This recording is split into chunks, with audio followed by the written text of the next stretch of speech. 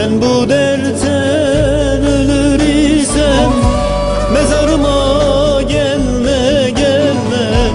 Ben bu dertten ölür isem mezarıma gelme gelme.